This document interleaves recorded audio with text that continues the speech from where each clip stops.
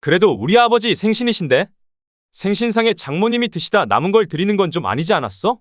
우리 엄마가 남긴 게 뭐 어때서? 더럽기라도 하다는 거야? 난 그게 왜 문제인지 잘 모르겠네. 남은 음식 안 버리고 좋잖아. 그런 말이 아니라 당신은 우리 집에 장모님 오시면 상다리가 부러지게 차려드리면서 우리 부모님한테는 그냥 먹다 남긴 음식을 대접하는 건 좀 그렇잖아. 배달이라도 하나 더 시키지. 돈 아깝게 배달까지 시킬 필요 있어? 어차피 두 분 다 눈치 못 채셨잖아. 아버님은 아무것도 모르시고 한 그릇 더 달라고 하시면서 싹싹 비벼 드시던데 뭘.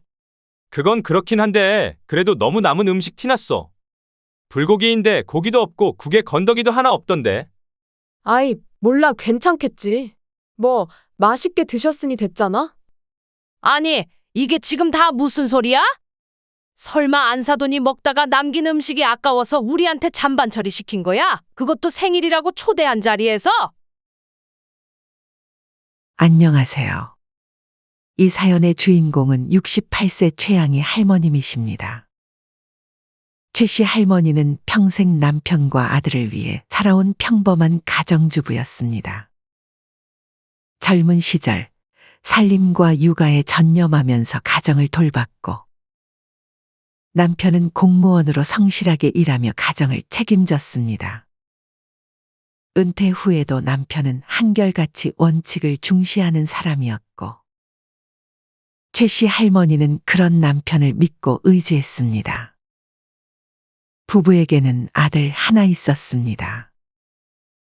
귀하게 키운 외동아들이라서 사랑도 많이 줬지만 아들은 어릴 때부터 조금 이기적인 면모가 강했습니다. 어릴 적 아들은 밖에서 음식을 사오면 가족들과 함께 먹기보다는 몰래 방으로 들어가 혼자 먹는 일이 많았습니다. 최 씨 할머니는 처음에는 아직 어려서 그런가 보다라고 생각했습니다. 아이가 사춘기에 접어들면 한 번쯤은 이기적으로 변하기도 하고 자기만의 공간을 원하기도 하니 이해하려고 노력했습니다. 하지만 남편은 생각이 달랐습니다. 남편이 물었습니다. 도훈아, 너는 가족이랑 같이 먹는 게 그렇게 싫으냐? 넌 혼자 먹어도 배부르겠지만 그걸 보는 가족들은 기분이 어떨 것 같아? 남편은 아들이 혼자 먹으려는 걸 볼 때마다 단호하게 꾸짖었습니다. 이는 나중에 아들이 바른 어른이 되길 바라는 남편의 교육 방식이었습니다. 남편은 아들을 단순히 애지중지하는 것이 아니라 올바른 가치관을 심어주려 했습니다. 여보, 너무 심하게 혼내지 마세요. 아이가 상처받을 수 있어요. 최 씨 할머니가 남편을 말릴 때면 남편은 항상 이렇게 대답했습니다. 지금 바로잡지 않으면 크면 더 힘들어. 우리 아들을 이기적인 애로 키울 순 없어. 그러나 아들은 그런 아버지를 어려워했습니다.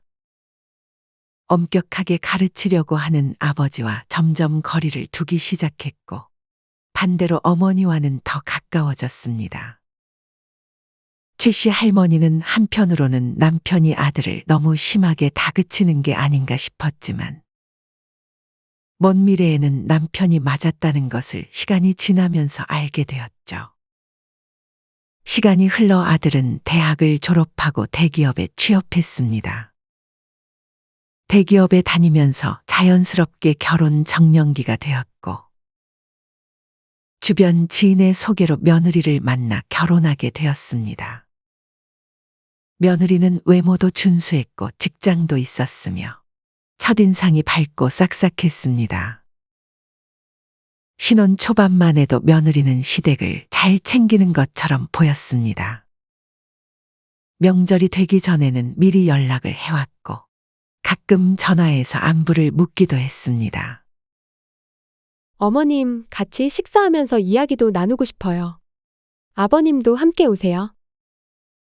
며느리가 전화로 말했습니다.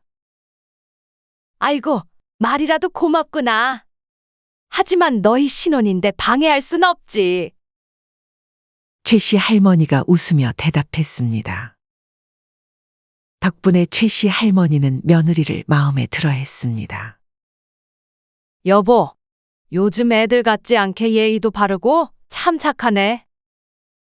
최 씨 할머니가 남편에게 말했습니다. 그래도 우리가 며느리 복이 있는 거 아니야? 남편도 큰 말 없이 흐뭇한 미소를 지었습니다. 결혼 초반만 해도 아들 부부와의 관계는 크게 문제될 것이 없어 보였습니다. 결혼한 아들과 며느리를 보며 최 씨 할머니와 남편은 아들 부부의 경제적 안정을 돕고 싶었습니다. 부부는 평생 아끼고 절약하며 살아왔습니다. 남편은 공무원으로 꾸준히 연금을 받고 있고, 최 씨 할머니도 작은 부업을 하며 남편을 도왔습니다. 비록 부자는 아니었지만 검소한 생활 덕분에 은퇴 후에도 어느 정도 노후 자금을 갖고 있었습니다. 그중 하나는 서울 중랑구의 32평 아파트였습니다. 이 아파트는 최 씨 할머니와 남편이 30년 넘게 일하며 모은 돈과 퇴직금의 상당 부분을 모아 구입한 것으로 부부의 노후를 위한 중요한 자산이었습니다. 우리 아들이 벌써 결혼을 한다니 믿어지지가 않네. 그래도 내리사랑이잖아요. 아들 하나뿐인데 우리가 도와줘야 하지 않겠어요? 안 그래도 며칠 전에 도훈이가 신혼집 문제로 골머리를 앓던데. 근데 아들에게 바로 아파트를 증여해도 될까? 남편은 처음엔 조심스러웠습니다. 특히 어릴 때부터 보여왔던 아들의 이기적인 성향을 잘 알았기에 더욱 신중했습니다. 여보, 그래도 우리 아들이야. 설마 그럴까? 시대가 많이 변했어. 부모들이 자식들에게 재산 홀랑 다 넘겨줬다가 후회하는 경우가 얼마나 많은지 알아? 우리 같은 또래 중에서도 그런 일로 고생하는 사람들이 한둘이 아니야. 최 씨 할머니는 처음에는 받아들이기 어려웠지만 남편의 조언에 귀를 기울이기로 했습니다. 얼마 후 최 씨 부부는 변호사와 상담을 받고 아파트를 증여하기 위해 아들과 며느리를 따로 불렀습니다. 아버지 어머니, 무슨 일로 부르셨어요? 아들이 기대에 찬 표정으로 물었습니다. 이건 너희에게 서울 중랑구의 아파트를 증여한다는 계약서다. 증여도 계약이니까 이렇게 따로 준비해 왔지. 남편이 차분하게 설명했습니다. 어머, 진짜로 저희 주시는 거예요? 며느리는 아파트를 받을 생각에 아들에게 신이 나서 얼른 계약서에 사인을 하자고 졸랐습니다. 아버님, 어머님 정말 감사합니다. 이 은혜는 저희가 평생 갚아도 모자라겠어요. 아들과 며느리가 서명을 마치고 환하게 웃으며 말했습니다. 그렇게 아파트를 증여받은 아들 부부는 새 출발을 시작했고, 최 씨 할머니와 남편은 그들의 행복을 바라보며 흐뭇해했습니다. 하지만 이것이 앞으로 펼쳐질 예상치 못한 사건들의 시작이 될 줄은 아무도 몰랐습니다. 시간이 흐르면서 점점 아들 내외의 태도는 점점 달라졌습니다. 특히 며느리가 먼저 연락하는 일이 거의 없어졌습니다. 예전에는 가끔이라도 전화를 했지만 어느 순간부터는 전혀 하지 않았습니다. 시부모님이 먼저 연락해야만 겨우 짧게 답을 하는 정도였습니다. 최 씨 할머니는 아들과 며느리가 일 때문에 바쁜 것이라 여기며 괜한 걱정을 하지 않으려 했습니다. 한편 며느리는 친정 기념일마다 친정 부모님을 위해 고급 선물 세트를 사서 보내고 친정과는 가족 단위로 해외여행을 가면서 반면 시댁에는 여행 가자는 말 한 번을 한 적도 없었습니다. 물론 며느리가 친정을 더 잘 챙기는 건 당연한 일이지만 문제는 며느리가 시댁과 친정을 차별하고 오직 친정만 챙긴다는 점이었습니다. 심지어 시아버지가 병원에 입원할 때도 얼굴 한 번 비추지 않았습니다. 반면 시댁은 결혼 초기에 아들 부부가 경제적으로 어려울까봐 자주 용돈을 주고 필요한 가전제품도 사주었었죠. 하지만 아들 부부는 그런 도움을 당연하게 여기는 듯했고 감사함을 표현하는 일도 점점 줄어들었습니다. 우리가 뭐 엄청난 걸 바랐나. 진심 어린 감사 한마디면 충분한데. 최 씨 할머니가 한숨을 쉬며 말했습니다. 시간이 흐를수록 최 씨 부부는 점점 섭섭해지기 시작했습니다. 남편은 해마다 이런 상황이 반복되자 참지 못하고 아들과 며느리에게 직접 전화를 걸어 한마디 하려고 했습니다. 해도 너무하네. 이번 기회에 한번 확실하게 얘기해야 할 것 같아. 남편이 화가 나서 말했습니다. 여보, 제발 참아요. 언제까지 참아? 우리가 저 녀석들한테 집까지 줬는데 이런 대접 받는 게 말이 돼? 그래도 우리 아들이잖아요. 조금만 더 지켜봅시다. 최 씨 할머니는 속으로는 분하고 서운했지만 가족 간의 불화를 원치 않았습니다.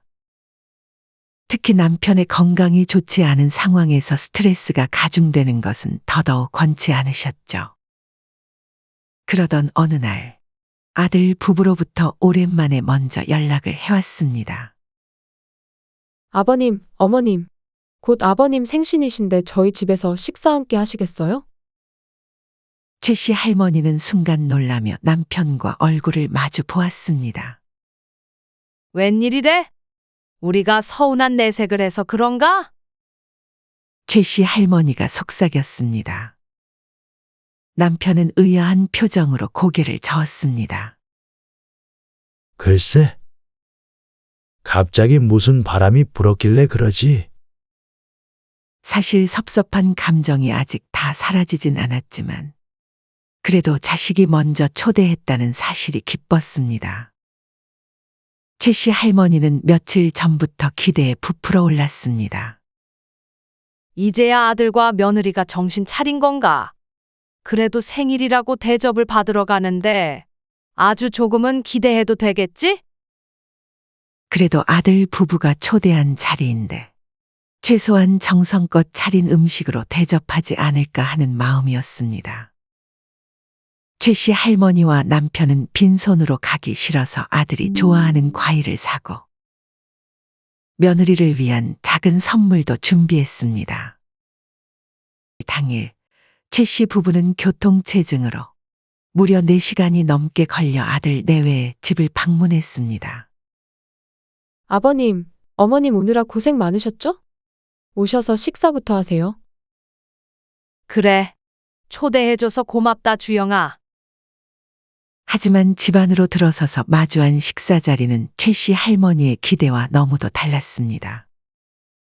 갓 지은 밥이 아닌 마트에서 사온 즉석밥에 반찬은 먹다 남은 반찬이 반찬통에 그대로 담겨 있었고 식탁에 올리기 위해 예쁘게 담아내지도 않았습니다. 제일 심각한 불고기는 고기라고 부르기 어려울 정도로 고기는 몇 점 없고 거의 야채와 국물뿐이었습니다. 국은 건더기가 하나도 없었고 국물만 가득했죠. 순간 최 씨 할머니와 남편은 눈을 마주쳤습니다. 설마 이게 생일상이라는 거야? 서운한 감정이 밀려왔지만 그래도 아들 부부가 준비한 식사니까 무안을 주면 안 된다는 생각이 들었습니다.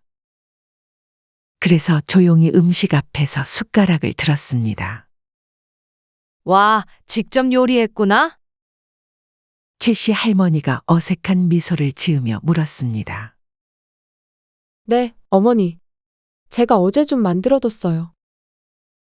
하지만 밥을 한술 뜨고 나서 최 씨 할머니는 속으로 깜짝 놀랐습니다. 이게 왜 이렇게 짜지? 음식을 너무 오래 끓였는지 너무 짰고 맛도 별로였습니다. 양도 너무 적고 음식이 무슨 누가 먹다 남긴 것 같네. 하지만 차마 입 밖으로 말할 수 없었습니다. 남편은 며느리가 무안할까봐 일부러 아, 나는 밥을 좀 더 먹어야겠다. 주영아, 밥 좀 더 줄 수 있겠니? 라고 했습니다.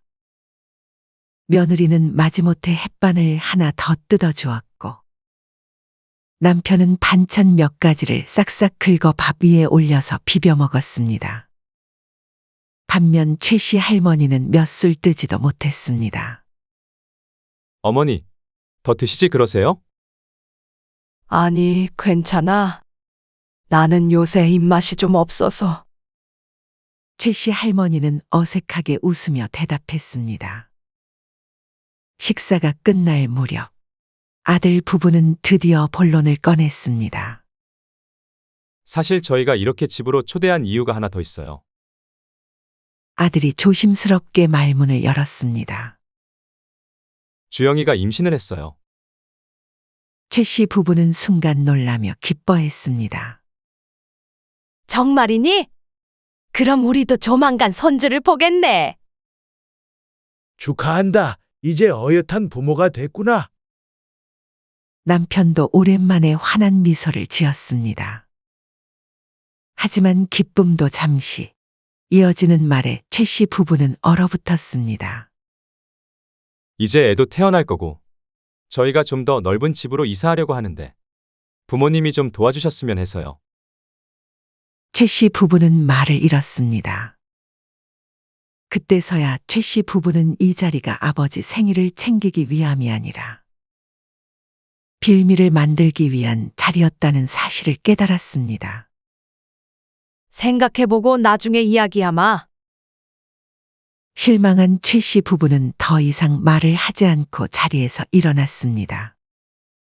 그렇게 어색한 식사 자리가 끝나고 시간이 늦은 관계로 최 씨 부부는 아들 집에서 하룻밤 자고 다음날 아침 떠나기로 했습니다. 늦은 새벽 부실한 저녁을 먹고 배가 고파 잠에서 깬 최 씨 할머니는 물을 마시러 부엌으로 가려다 우연히 베란다에서 대화하는 아들 부부의 목소리를 듣게 되었죠. 그래도 아버지 생신인데? 우리 부모님 생일상에 장모님이 드시다 남은 걸 드리는 건 좀 아니지 않았어? 아들의 목소리가 들렸습니다. 우리 엄마가 남긴 게 뭐 어때서? 더럽기라도 하다는 거야? 며느리가 따지듯 말했습니다. 그런 말이 아니라, 너는 우리 집에 장모님 오시면 상다리가 부러지게 차려드리면서, 우리 부모님한테는 그냥 먹다 남긴 음식을 대접하는 건 좀 그렇잖아. 배달이라도 더 시키지. 아버님은 모르셨잖아. 눈치도 없이 한 그릇 더 달라고 하시면서 싹싹 비벼 드시던데 뭘. 돈 아깝게 배달까지 시킬 필요 있어? 그냥 남은 거 드시면 되지. 그건 그렇긴 한데, 그래도 너무 남은 음식 티나잖아. 불고기에 고기도 없고 국에 건더기도 없는데. 아이, 몰라, 괜찮겠지. 뭐, 맛있게 드셨으니 됐잖아. 그제야 모든 것이 명확해졌습니다.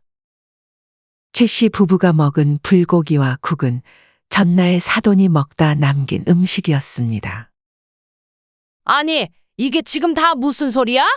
설마 안사돈이 먹다가 남긴 음식이 아까워서 우리한테 잔반 처리시킨 거야? 그것도 생일이라고 초대한 자리에서? 아버지 돈 얘기 꺼내니까 완전 굳어버리던데. 우리 계획 완전히 망한 것 같아. 그래도 임신은 진짜잖아. 막상 손주 태어나면 결국 시부모님도 도와주실 거야. 놀란 최 씨 할머니는 급히 방으로 돌아와 이불을 덮었습니다. 아들이고 며느리고 시댁을 아주 호구로 보는구나.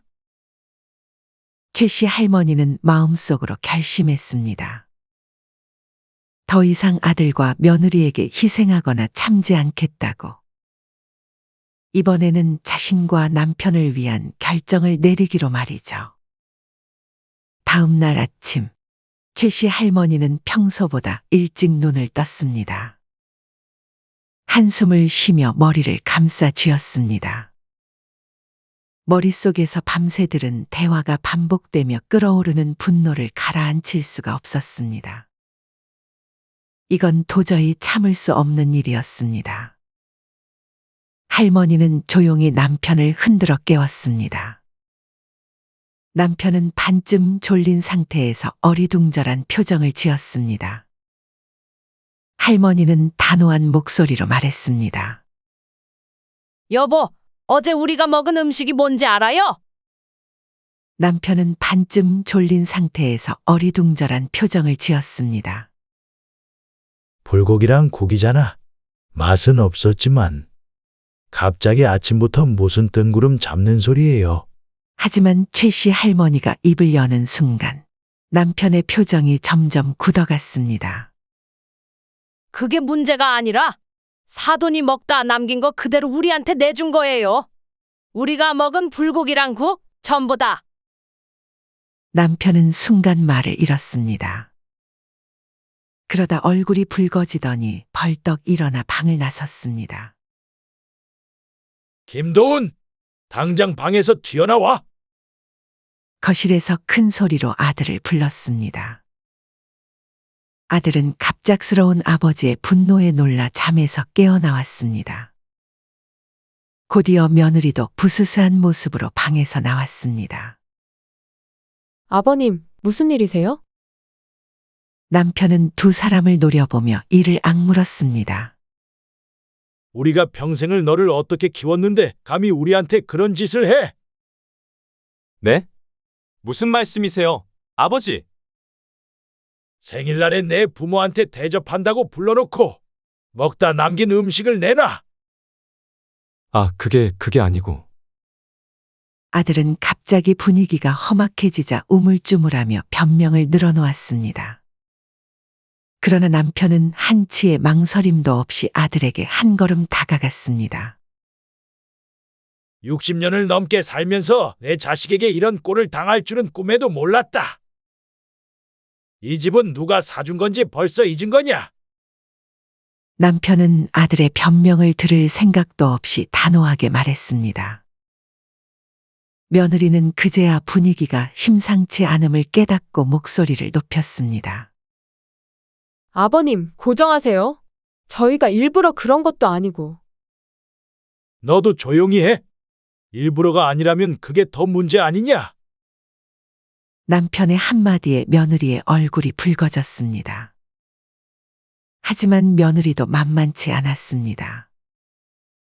그래도 이렇게까지 화내실 일은 아니죠. 솔직히 시댁이 저희한테 해준 게 뭐가 있다고. 뭐? 요즘 부모님들 다 자식 도와주는 게 당연한데 우리는 겨우 집 하나 받은 것뿐이잖아요? 며느리가 계속 말했습니다. 그 순간 이번에는 최 씨 할머니가 참지 못하고 소리쳤습니다. 네가 아주 단단히 미쳤구나. 그 순간 최 씨 할머니가 며느리를 향해 소리를 빽 지르자 갑자기 온 집안이 쥐죽은 듯 조용해졌습니다. 겨우 집 하나라고 그 집 하나가 얼마나 값진지 알기나 해? 그 집은 우리가 평생 모은 돈으로 산 거야. 우리 노후를 위한 거였어? 그래, 우리가 너희한테 집을 준 것이 인생에서 가장 큰 실수였어? 그동안 참아왔던 서운함과 분노가 한꺼번에 터져나왔습니다. 너희 반드시 후회하게 될 거야. 이제 너희가 무슨 짓을 했는지 똑똑히 보여줄 테니. 여보 집으로 돌아갑시다. 최 씨 할머니와 남편은 집으로 돌아와도 분이 풀리지 않았습니다. 아들과 며느리를 크게 혼냈다고 해서 이 일이 모두 끝난 것이 아니었습니다. 최 씨 할머니는 무언가 결심한 듯 남편에게 말했습니다. 여보, 이번 기회에 자식놈 버릇을 제대로 고쳐줘야겠어요. 버릇을 고쳐준다니? 남편이 의아한 얼굴로 바라보자 최 씨 할머니는 미소를 지으며 말했습니다. 그 집 우리가 그냥 준 게 아니잖아요. 그 순간 남편의 눈이 번뜩였습니다. 아, 맞다. 그게 있었지? 그들이 단순히 집을 증여한 것이 아니었습니다. 최 씨 부부는 애초부터 아들을 100% 믿지 못했습니다. 그래서 아들에게 집을 물려줄 때 부담부 증여, 일명명 효도 계약을 작성했던 것입니다. 일반적인 증여는 부모가 자식에게 아무 조건 없이 재산을 이전하는 방식이지만 효도 계약을 통한 증여는 부모가 자식에게 일정한 조건을 걸고 물려주는 것입니다. 당시에 최 씨 부부는 계약서에 명확하게 조건을 명시했습니다. 자식으로서 기본적인 의무를 다하며 부모를 성실히 부양한다. 그리고 마지막에 이 문구를 작성해 두었습니다. 그러나 효도를 성실히 이행하지 않는다면 최 씨 부부는 증여를 취소할 수 있으며 이에 대해 어떠한 이의나 청구도 제기하지 않는다. 이제 남편도 확신했습니다. 좋아. 이번 기회에 확실히 아들과 며느리에게서 집을 되찾아오자. 최 씨 부부는 곧바로 변호사와 상담을 한 후 곧바로 아들과 며느리를 상대로 증여 취소 소송을 제기했습니다. 아들과 며느리는 처음에 대수롭지 않게 여겼습니다. 흥, 우리한테 집 주고 이제 와서 뺏어간다고. 말도 안 되는 소리야. 설마 법원이 부모님 편을 들어주겠어? 집도 우리 거고 거주자도 우리야. 하지만 재판이 진행되면서 그들의 표정은 점점 어두워졌습니다. 변호사가 계약서를 제출하자 법정은 술렁였습니다. 재판장이 서류를 확인한 후 단호하게 말했습니다. 이 계약서에 따르면 피고 아들과 며느리는 부모를 성실히 부양할 의무가 있습니다. 그러나 검토한 결과 부모의 안부를 확인하거나 부양하는 최소한의 의무조차 하지 않았다는 점이 인정됩니다. 아들과 며느리는 발끈하며 소리를 질렀습니다. 아니, 무슨 겨우 그 정도 가지고 부동산 증여가 취소돼요? 우리가 부모님을 학대한 것도 아니고. 맞아요. 고작 연락 좀 안 한 거 가지고. 그리고 먹다 남은 음식 드린 거도. 그게 뭐 대수라고 다들 남은 음식 드시잖아요. 그러자 재판장이 서늘한 목소리로 말했습니다. 단순히 자식이 부모를 학대한 것만이 불효가 아닙니다. 부모와 자식 관계가 단절된 것도 아닌데 1년에 몇 번이라도 부모의 안부를 확인하는 것은 자식으로서 최소한의 의무입니다. 그런데 피고 측은 명절, 생일, 어버이날조차 연락을 하지 않았으며 심지어 부모님께 장모가 먹다 남긴 음식을 제공한 행위까지 있었습니다. 부모에 대한 자식으로서의 존중과 예의가 없었죠. 이는 명백한 증여 계약 위반입니다. 그 순간 법정 안이 조용해졌습니다. 아들과 며느리는 얼굴이 창백해졌습니다. 그동안 자기들이 했던 행동이 얼마나 비열했는지 이제서야 깨닫기 시작했습니다. 재판장은 마지막으로 말했습니다. 이에 따라 아들과 며느리에게 증여된 아파트는 최 씨 부부에게 반환됩니다. 또한 이에 대해 어떠한 이의나 청구도 제기할 수 없습니다. 바로 최 씨 부부가 완벽한 승리를 거둔 순간이었습니다. 재판이 끝난 후 아들과 며느리는 그제야 상황을 제대로 이해했습니다. 집을 잃고 돈도 없습니다. 앞으로 태어날 아이와 함께 갈 곳이 없었습니다. 아들과 며느리는 법정 밖에서 최 씨 부부 앞에 무릎을 꿇었습니다. 어머니, 아버지, 저희 한 번만 용서해 주세요. 아들이 흐느끼며 말했습니다. 며느리는 울면서 바닥에 주저앉아 손을 모았습니다. 이제 곧 아이도 태어나는데 저희는 어디서 살라고 이렇게 매정하세요? 저희가 정말 잘못했어요. 다시는 그런 일 없을 거예요. 아들은 망연자실한 얼굴로 최 씨 할머니를 바라보며 말했습니다. 엄마, 제발 다시 한 번만 생각해 주세요. 제발요. 다시 집을 저희한테 주시면 안 될까요? 이제부터는 제대로 효도할게요. 하지만 최 씨 할머니는 단호했습니다. 너희가 무슨 짓을 했는지 기억 안 나니? 우리는 똑같은 실수를 2번 반복할 만큼 어리석진 않아. 아들과 며느리는 울면서 용서를 빌었지만 최 씨 할머니의 표정은 냉정했습니다. 예전에는 나이 먹어서 돈 가지고 있으면 뭐 하나 싶었어. 하지만 너희 같은 불효자들에게 줄 바엔 차라리 실컷 쓰고 즐기면서 사는 노년 생활도 나쁘지 않겠다는 생각이 들더구나. 아들과 며느리의 얼굴이 절망으로 일그러졌습니다. 이제 시대가 달라졌다. 부모가 자식에게 무조건 희생하는 시대는 끝났어. 우리도 우리 자신의 행복을 위해 살 거야. 그 말을 남기고 최 씨 부부는 더 이상 미련 없이 법원을 나섰습니다. 바닥에 주저앉아 구르는 며느리, 무기력하게 앉아 고개를 떨군 아들. 하지만 최 씨 부부는 뒤돌아보지 않았습니다. 그들의 걸음은 가벼웠고 표정은 밝았습니다. 문 밖을 나서며 최 씨 할머니와 남편은 서로 눈을 마주쳤습니다. 그리고 오랜만에 마음 깊이 안도하며 웃었습니다. 최 씨 할머니가 말했습니다. 이제부터는 우리 인생을 삽시다. 그거 좋지요. 손을 꼭 잡은 채 두 사람은 밝은 햇살 속으로 걸어 나갔습니다. 최 씨 부부가 집을 돌려받고 법원을 나온 후 아들과 며느리는 결국 작은 빌라로 이사해야 하는 처지가 되었습니다.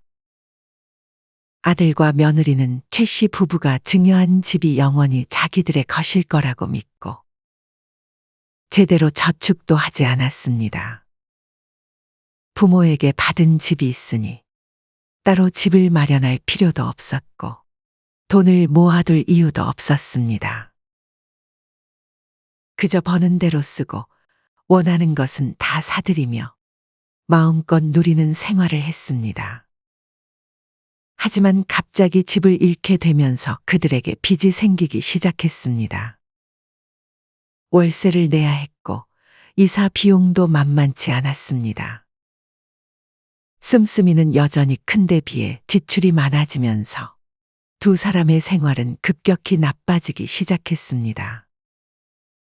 대기업 직장인이라는 허울을 썼던 아들은 이제 대출이자 갚기에 급급했고 며느리 역시 생활비를 벌기 위해 맞벌이를 해야 했습니다.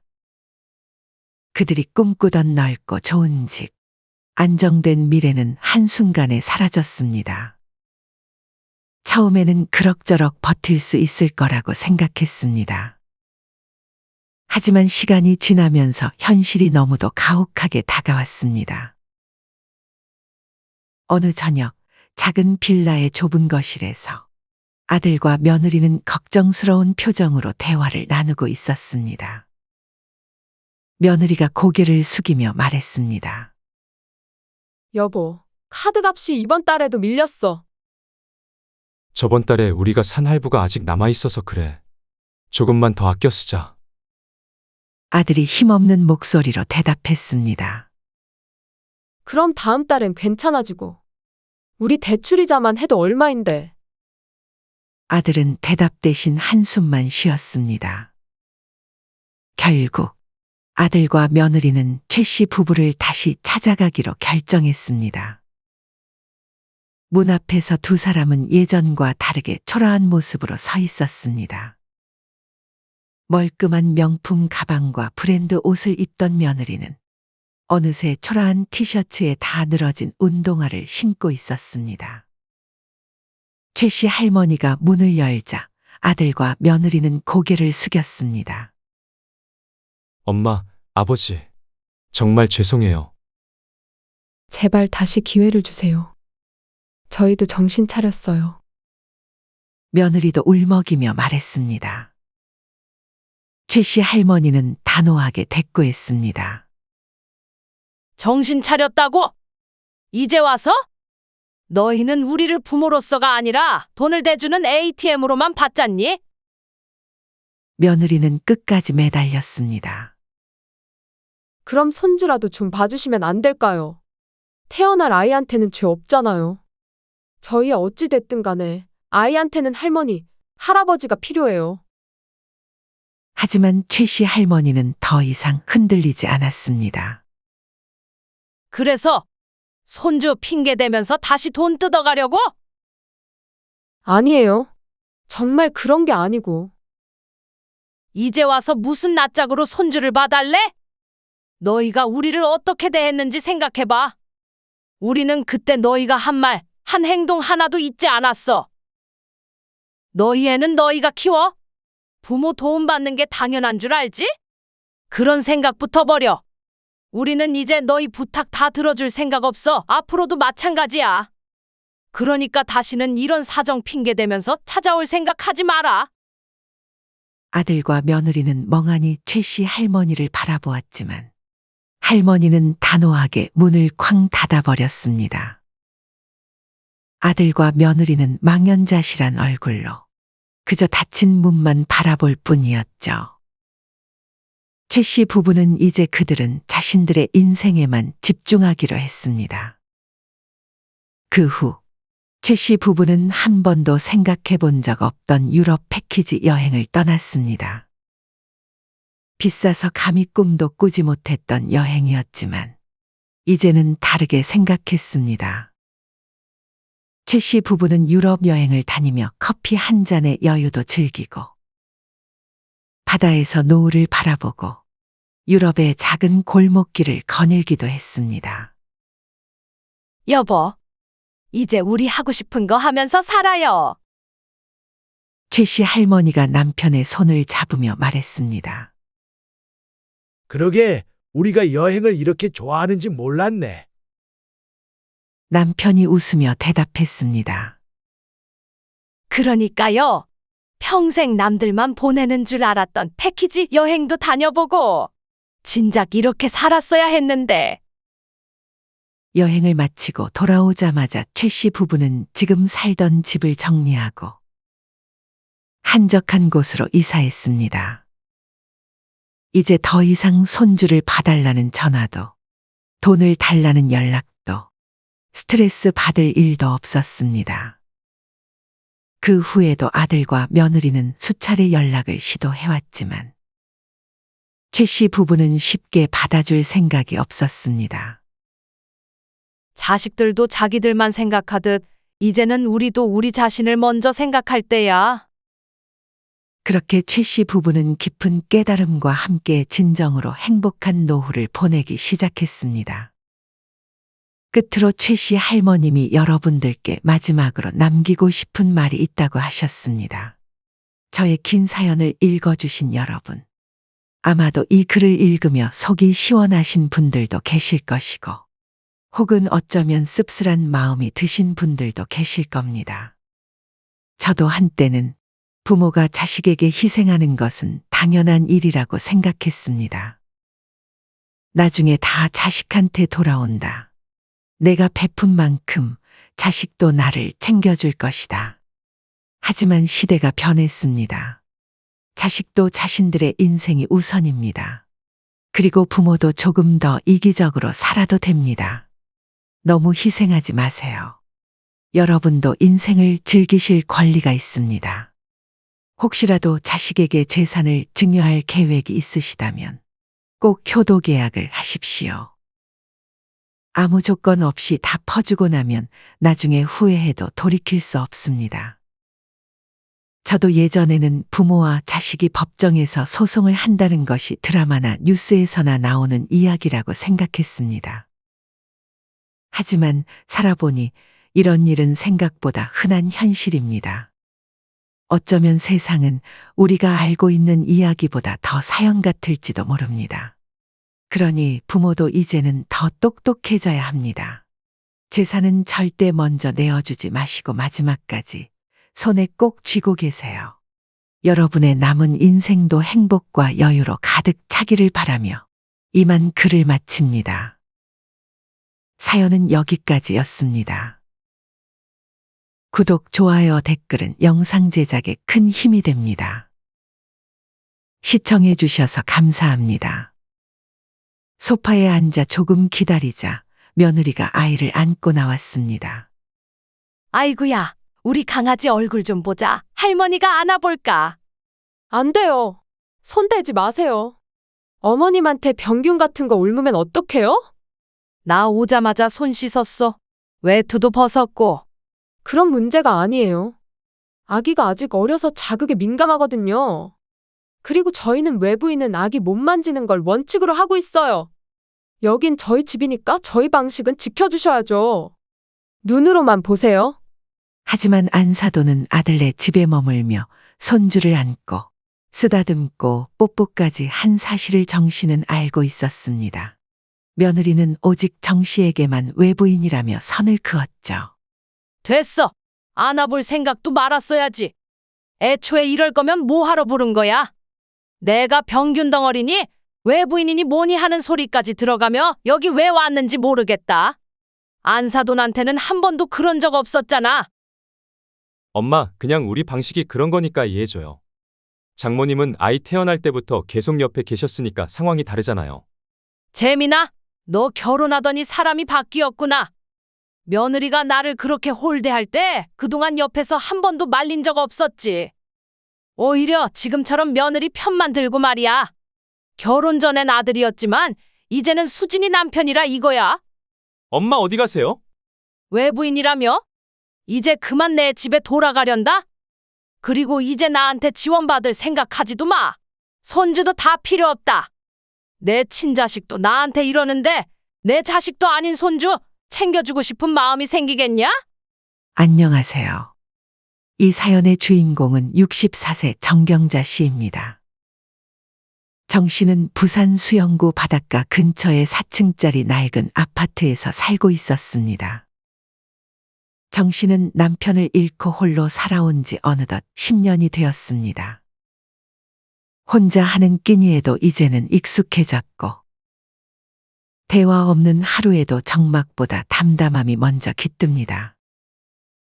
평생 자식 뒷바라지하며 살아온 정 씨에게 유일한 소원은 하나뿐인 아들 재민이 어서 좋은 짝을 만나 가정을 이루는 모습을 보는 것이었죠.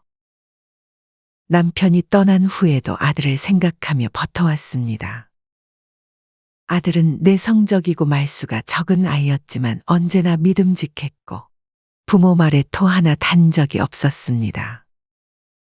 서울에서 대학을 졸업한 후엔 바로 취직해 혼자 자취를 해왔고 부모에게 연애 얘기는 한 번도 꺼낸 적이 없는 아이였죠.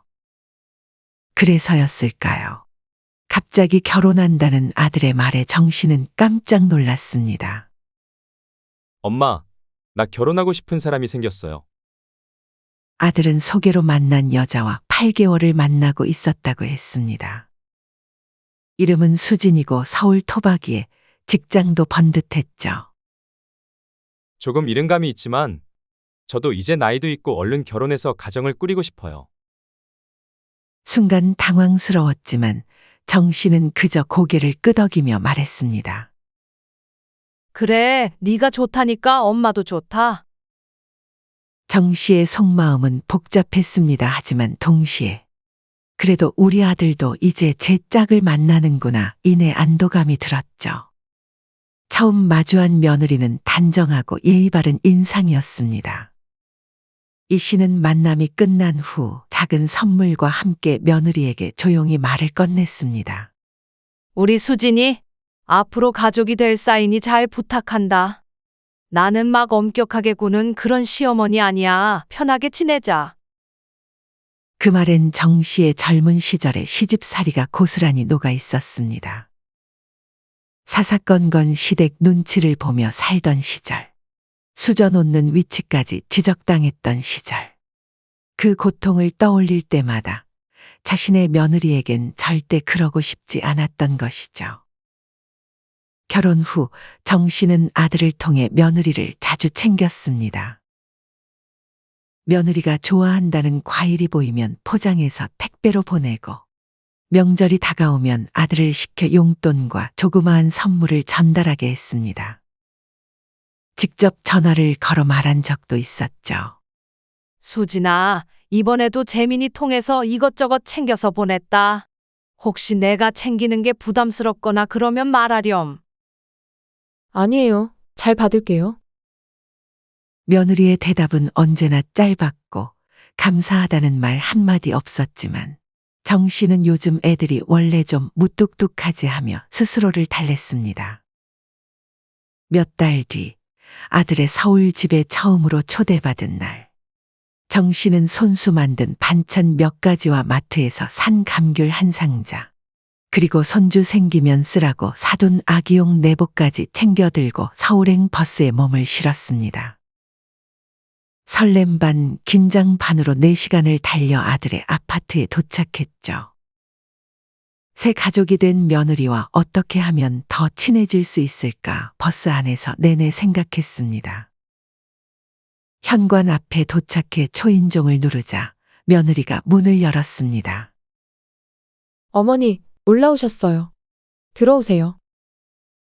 입가에 미소는 있었지만 눈빛엔 어딘가 거리감이 느껴졌습니다. 정 씨는 애써 웃으며 실내로 들어섰죠.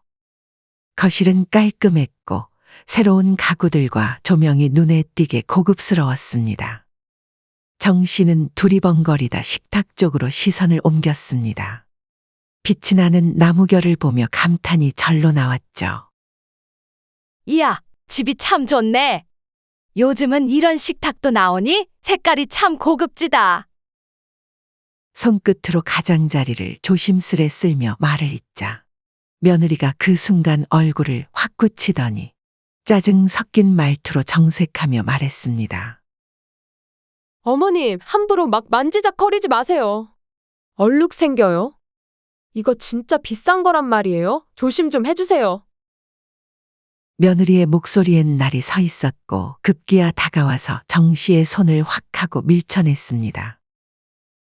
며느리의 행동에 정 씨는 순간 손을 움찔하며 물러섰죠. 자신이 뭔가 큰 실수를 저지른 것처럼 느껴졌습니다. 아이고, 미안하다. 그냥 나무결이 참 예뻐서 만졌는데 내가 괜히 그랬네. 며느리는 아무 대꾸도 없이 고개만 툭 돌렸고 싸늘한 분위기에서 정 씨는 더 이상 아무 말도 꺼낼 수 없었습니다. 그 이후 대화는 거의 없었죠. 시어머니가 처음 집에 왔음에도 며느리는 차도 한 잔 나오는 법도 없었고 계속 휴대폰을 만지작거리거나 가끔 아들과 눈빛만 주고받았습니다. 정 씨는 아들과 눈을 마주치려 했지만 아들은 며느리 옆에 앉아서 정 씨의 시선을 피했습니다. 불편하게 앉아있던 와중에 40분쯤 지나자 며느리가 정 씨에게 말했습니다. 어머님, 시간이 많이 늦었네요. 늦게 가면 버스 없지 않아요? 저희 저녁 준비해야 돼서요. 어머님은 이제 슬슬 가보셔야죠? 정경자 씨는 순간 멍해졌습니다. 마치 쫓기듯 내보내는 듯한 말투였죠. 식사는커녕 차 한 잔도 대접받지 못한 채 몸을 일으키며 정 씨는 멋쩍게 말했습니다. 그래, 너희 바쁠 텐데 오래 있어봐야 민폐지. 현관으로 향하는 발걸음 뒤로 며느리는 인사도 제대로 하지 않은 채 조용히 부엌으로 들어갔습니다. 아들은 그저 멀뚱히 서 있다가 작은 목소리로 말했죠. 엄마, 조심히 들어가요. 그 목소리에는 미안함보다는 형식적인 인사에 가까운 무심함이 묻어 있었습니다. 정 씨는 더는 아무 말도 하지 않고 아들의 집을 떠났습니다. 돌아오는 버스 안에서 정 씨는 아들과 며느리에게 깊은 서운함을 느꼈습니다. 그날 밤 집에 도착하자마자 아들에게 전화를 걸었습니다. 망설이다가 꺼낸 말은 조심스러웠죠. 재민아, 수진이가 나를 좀 많이 불편해 하더라. 내가 뭐 실수라도 했니? 엄마, 수진이 원래 예민해요. 정리된 거 흐트러지면 싫어하는 성격이야. 결벽증이 있어서 집에 누구 오면 예민해져. 그래도 그렇게까지 할 필요는 없었잖아. 너도 옆에서 봤잖니? 내가 식탁 좀 만졌다고 소리를 빽 지르며 밀치질 않나? 그러니까 엄마는 왜 남의 집 물건을 만져? 조심했었어야지. 남의 집. 아들의 입에서 나온 그 단어가 정 씨의 가슴을 더 크게 울렸습니다. 그 집은 분명 아들이 사는 집이었습니다. 그런데 아들의 입에서 남의 집이라는 말이 나올 줄은 몰랐습니다. 재민아, 내가 결혼하고 아들네 처음 가서 식사 한 끼는커녕 차 한 잔도 대접 못 받고 그렇게 쫓겨나듯 왔는데 거기서도 네 마누라 편만 드니? 엄마 정말 서운하다. 하지만 아들의 대답은 싸늘했죠. 엄마, 우리가 일부러 그런 것도 아니고 엄마도 좀 이해해줘요. 에휴, 됐다. 말을 말자. 시간이 흘러 결혼하고 처음으로 아들 집을 다녀온 지 한 달쯤 지났을 무렵 정 씨는 아들에게서 뜻밖의 전화를 받았습니다. 아들의 목소리는 조심스러웠지만 어딘가 들떠 있는 듯했죠. 엄마, 수진이 임신했어요. 정 씨는 한순간 말을 잇지 못했습니다. 아, 나도 드디어 할머니가 되는구나. 가슴속 어딘가가 따뜻하게 부풀어 올랐습니다.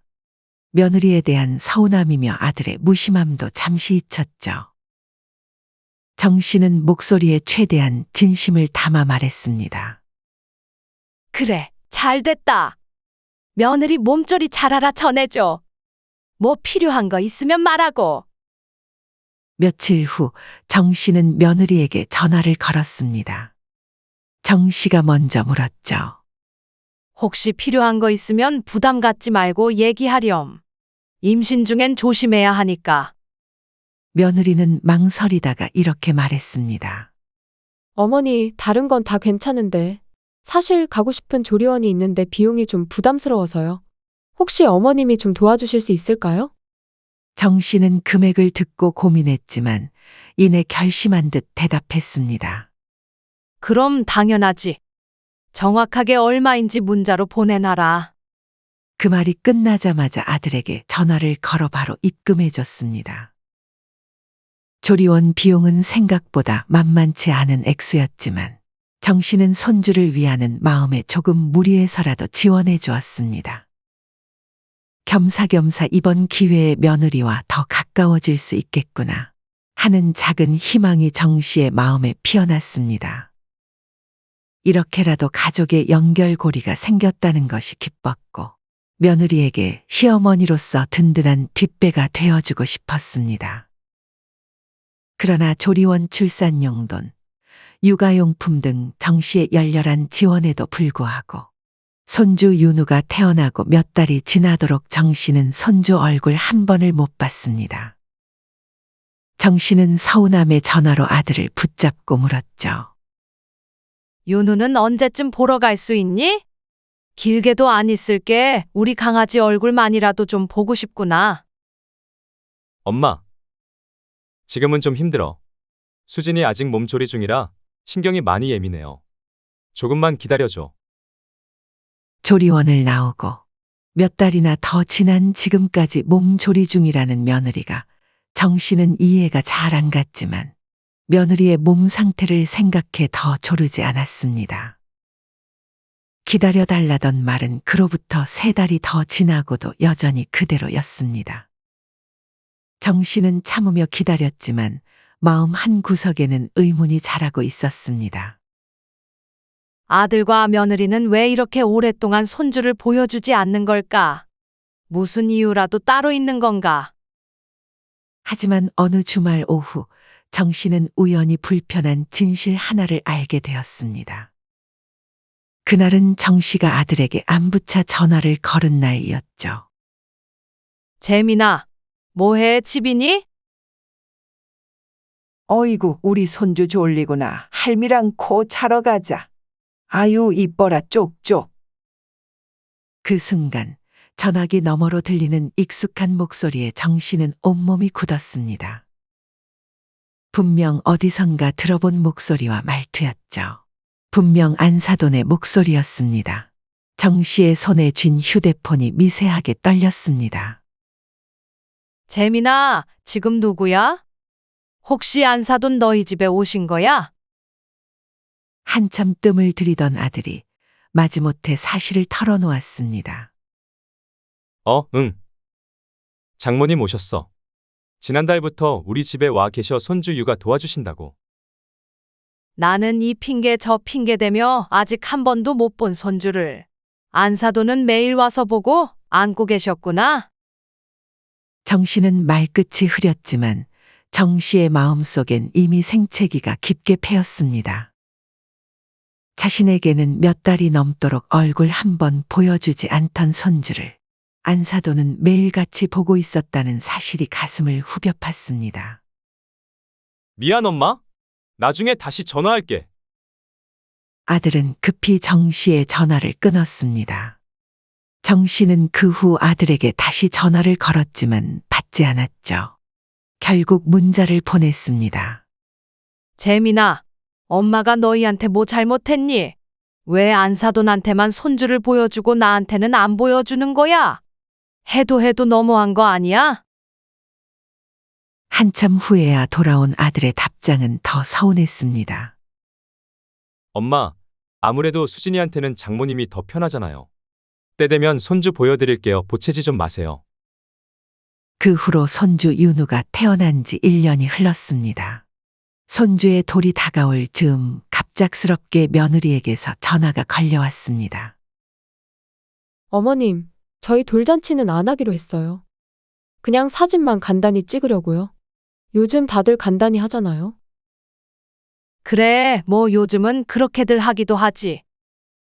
돌잔치는 안 하지만 그래도 손주 돌인데 돌 선물은 해주실 거죠? 현금도 괜찮고요. 아니면 금반지도 좋아요. 며느리의 뻔뻔스러운 말에 정 씨는 순간 말문이 막혔습니다. 얘가 제정신인가? 1년이 넘도록 손주 얼굴 한번 제대로 못 봤는데 돌 선물은 보내달라고. 정 씨는 더 이상 참을 수 없었습니다. 수진아, 인간적으로 손주 얼굴은 한번 보여주고 그런 말 해야 하는 거 아니니? 나한테 보여주지도 않고 선물부터 챙기겠다는 건 좀 도둑놈 심보 같네.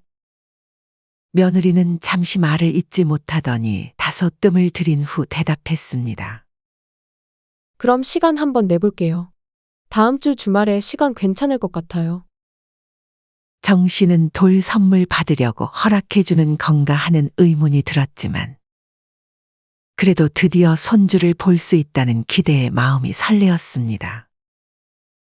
다음 주 주말이 되고 정 씨는 오랜만에 아들네 아파트로 발걸음을 옮겼습니다.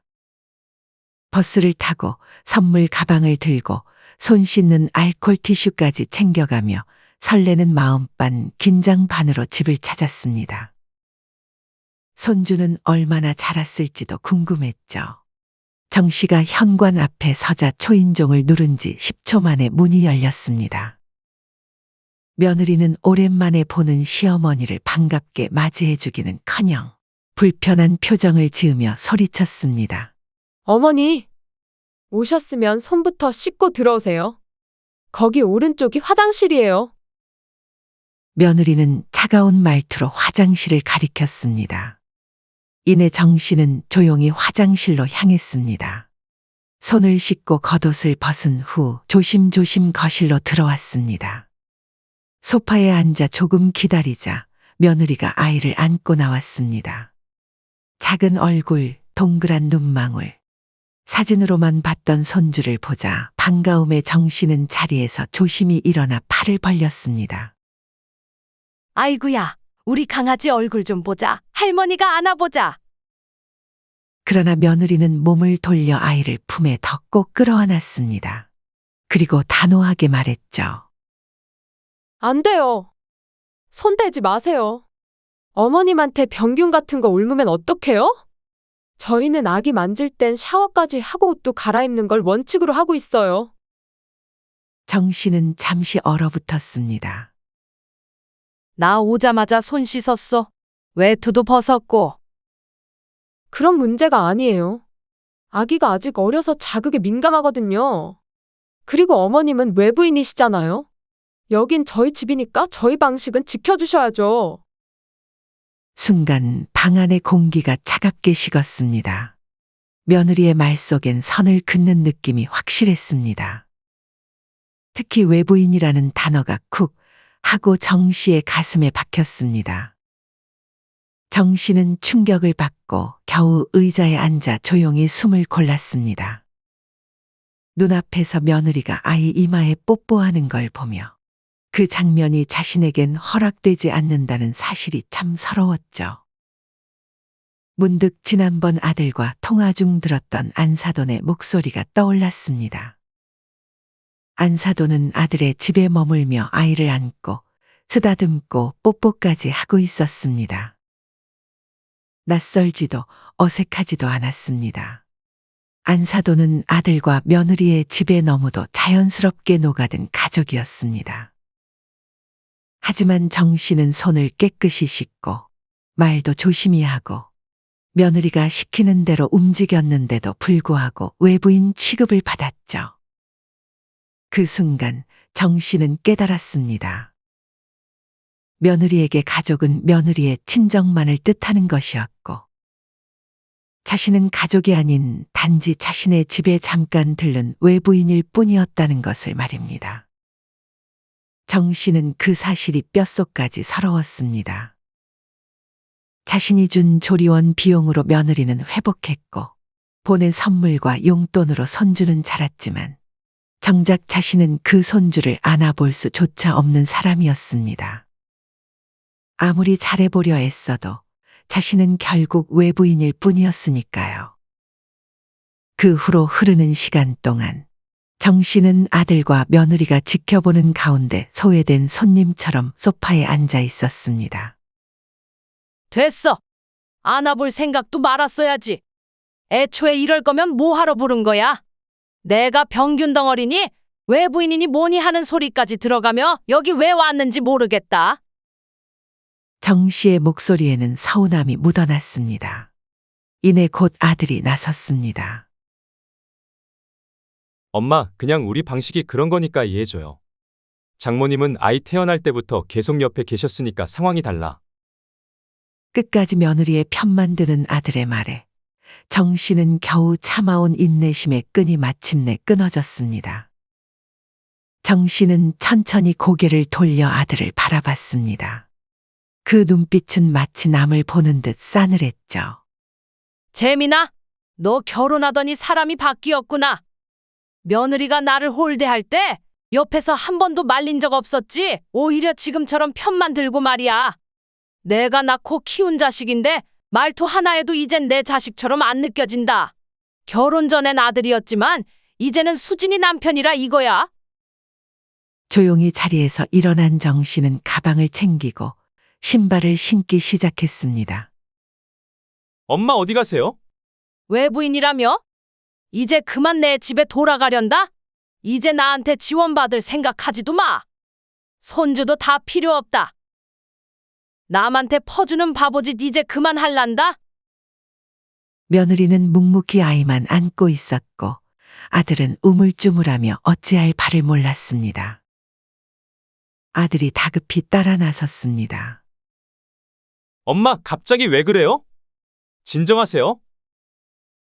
그러나 현관문을 여는 정 씨의 손은 단호했고 쾅 닫힌 문 뒤로 정 씨는 단 한 번도 뒤돌아보지 않았습니다. 그 일 이후 정 씨는 평소처럼 식탁에 앉아 따뜻한 국을 데우고 있었습니다. 혼자 먹는 밥상이었지만 마음은 이상하리만치 편했습니다. 그동안 계좌로 돈을 보내고 나서 괜히 마음이 쓰였던 날들, 손주 얼굴 한번 보내겠다고 며느리 비위를 맞추던 일들. 그 모든 게 이제는 없었죠. 바로 그때 휴대폰 화면에 우리 아들이라는 이름이 떴습니다. 부재 중 전화가 이미 서너 통 있었습니다. 처음엔 무시했지만 다시 울리는 벨소리에 무슨 꿍꿍이인가 싶어 정 씨는 전화를 받았죠. 엄마, 통화 괜찮으세요? 간만에 듣는 아들의 목소리였습니다. 용건만 간단히 말해. 전화를 건 아들의 목소리는 어딘가 조심스러웠고 잠시 머뭇거리다가 한숨을 내쉬며 말을 꺼냈습니다. 그게 아내 육아휴직이 끝나서 다음 달부터 다시 출근해야 하는데 장모님이 허리 디스크가 갑자기 심해지셔서 아이를 못 봐주시겠대요. 어린이집도 대기가 꽉 차서 당장 보낼 수도 없고 엄마가 혹시 1년만, 아니 몇 달만이라도 도와주실 수 있을까 해서요. 정 씨는 그 말을 듣는 순간 실소가 터져 나왔습니다. 아들이 이제 와서 무슨 염치로 손주를 맡아 달라며 전화를 한 걸까요? 순간 정 씨의 머릿속에 여러 기억들이 스쳐 지나갔습니다. 손주 얼굴도 못 보면서 조리원 비용 보태주고 아기 옷 보내주고 100일의 용돈 보냈던 날들. 정 씨는 아들을 똑바로 쳐다보며 어이없다는 듯 말을 이었습니다. 너희가 그랬잖니. 나는 외부인이라고. 외부인은 애 만지면 안 되는 거 아니었어? 엄마, 그건 그때 아내가 예민해서 그랬던 거고 지금은 아니야. 엄마 손주 좋아하시잖아요. 오셔서 마음껏 안고 예뻐해 주실 수 있어요. 참 수진이도 그날 일 반성 많이 했대요. 그 말과 동시에 며느리가 전화기를 바꿔들었습니다. 평소 같지 않게 비굴한 목소리였죠. 어머님, 그땐 정말 제가 철없었어요. 정신없고 첫아이라 너무 예민해져서 지금은 정말 마음 열고 아이도 친할머니랑 좋은 시간도 보냈으면 해서요. 정 씨는 피식 웃었습니다. 수진아, 그동안 내가 나한테 했던 일들 전부 까먹은 거야? 처음 집에 초대해서도 홀대하고, 손주 보러 가서도 병균 취급하면서 손도 못 대게 하고, 결정적으로 시댁이랑 친정이랑 차별했잖아. 난 아직도 그날 일들이 생생해. 그리고 너희 집에서 나올 때 속으로 다짐했어. 이젠 다시는 손주 때문에 자존심 꺾으며 아들 며느리 비위 안 맞추겠다고 말이야. 정 씨의 목소리는 나지막했지만 그 어느 때보다 단호했죠. 아들이 다시 전화를 바꿔들었습니다. 엄마, 진짜 봐줄 사람이 없어요. 부탁이에요. 엄마밖에 없어요. 그래도 미우나 고우나 가족이잖아요. 정 씨는 아들의 입에서 나온 가족이라는 말에 쓴웃음을 지었습니다. 가족? 일 없을 때는 외부인이라더니 손 필요하니까 가족이야. 며느리가 다급하게 다시 전화를 받았습니다. 어머님, 진짜 부탁드릴게요. 제가 다 잘못했어요. 앞으로는 어머님 시키시는 거 다 따를게요. 맞아요, 엄마. 이번만 도와주시면 정말 잘할게요. 그 말을 들은 정 씨는 마지막 일침을 날렸습니다. 수진아, 내가 예전에 그랬지? 아기한테 병균 옮으면 어떡하냐고. 안심해라. 앞으로도 쭉 멀리 있을 거니까. 엄마, 정말로 안 도와주실 거예요? 정 씨는 천천히 고개를 끄덕였습니다. 그래. 안 도와줄 거야. 손주 핑계도 더는 소용없어. 내 친자식도 나한테 이러는데 막말로 내 자식도 아닌 손주 챙겨주고 싶은 마음이 생기겠니? 정 다 뗐다. 뚝. 전화를 끊으며 정 씨는 한숨을 내쉬었습니다. 그 한숨엔 슬픔도 후회도 미련도 없었습니다. 오히려 이상하게도 후련했습니다. 한동안 정 씨는 전화기를 내려놓고 그냥 앉아 있었습니다. 전화가 온 후로도 아들과 며느리는 계속해서 문자와 전화 폭탄을 날려댔습니다. 하지만 정 씨는 한 번도 응답하지 않았죠. 정 씨는 그날 이후 단 한 번도 아들네 집을 찾지 않았습니다. 전화도 메시지도 어떤 연락도 먼저 하지 않았죠. 예전엔 뭔가 일이 생기면 제일 먼저 손 내밀던 사람이었지만 지금은 그 손을 거두는 법을 배우고 있었습니다. 냉장고를 반찬으로 가득 채우던 날들, 손주가 좋아하겠다며 고른 옷이며 장난감도 모두 멈췄죠. 더는 아들 집에서 종노릇하는 자신이 아니었습니다. 반면 아들과 며느리의 삶은 예전과 달라졌습니다. 처음에는 잘 지내는 듯 보였지만 몇 달이 지나자 정 씨는 동네 지인을 통해 슬며시 흘러나오는 소문을 듣게 되었습니다. 정신의 며느리 애 보느라 피골이 상접했더라. 얼굴이 반쪽이더라니까. 그리고 요즘 정씨 아들은 밤마다 대리운전도 뛰는 것 같던데 돈이 많이 궁한가 봐. 며느리는 결국 회사에 복직하지 못하고 퇴사를 했습니다.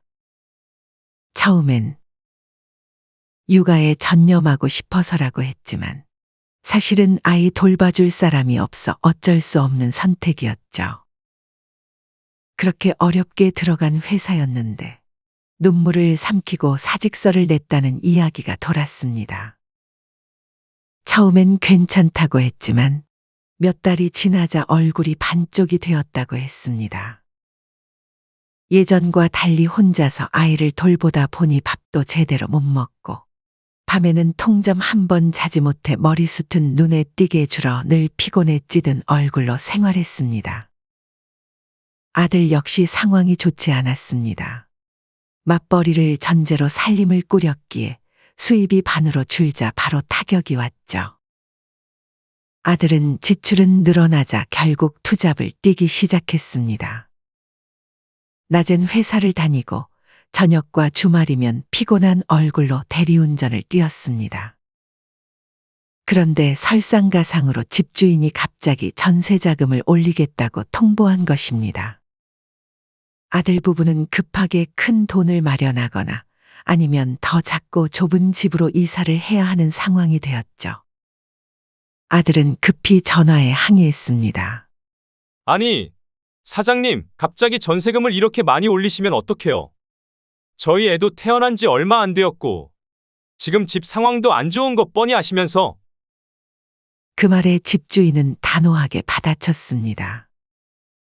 지금까지 3번이나 계약 연장해줬고 그동안 한 번도 안 올렸잖아요. 요즘 시세가 어떤지 아세요? 이 정도면 감사해야죠. 싫으면 집 빼세요. 그쪽 가족 말고도 찾는 사람 많아요. 그 한마디에 아들은 입을 다물었습니다. 밤늦게 대리운전을 마치고 돌아오는 길, 처음으로 자신의 집이 없다는 현실이 뼈아프게 다가왔죠. 정 씨는 이 모든 이야기를 듣고도 동요되지 않았습니다. 확실히 예전과는 달라진 모습이었죠. 사실 정 씨에겐 오래전부터 몰래 준비해둔 비상금이 있었습니다. 혹시 나중에 아들 부부와 손주가 넉넉하게 살 수 있도록 준비한 돈이었죠. 조금씩 차곡차곡 모았지만 시간이 쌓여 그 돈이면 전세금 정도는 충분히 마련할 만한 금액이었죠. 하지만 정 씨는 생각이 바뀌었습니다. 안 줄래. 아니, 줄 이유가 없지. 그 돈을 떠올릴 때마다 며느리의 홀대와 그리고 그 옆에서 아무 말도 못하고 눈치만 보던 아들의 얼굴이 생각이 났습니다. 돈도 정이 있어야 쓰는 거지. 대접 못 받은 사이에 무슨 미련을 두겠어. 혼잣말 같았지만 그 말엔 깊은 단념과 후련함이 담겨 있었습니다. 정 씨는 그렇게 생각하며 자신이 그동안 얼마나 좋은 시어머니가 되기 위해 애썼는지, 슬프지만 그렇게 애쓰고 노력한 것들이 모두 의미가 없는 행동이었음을 스스로 인정했습니다. 그래도 그 덕분에 얻은 것이 있었습니다.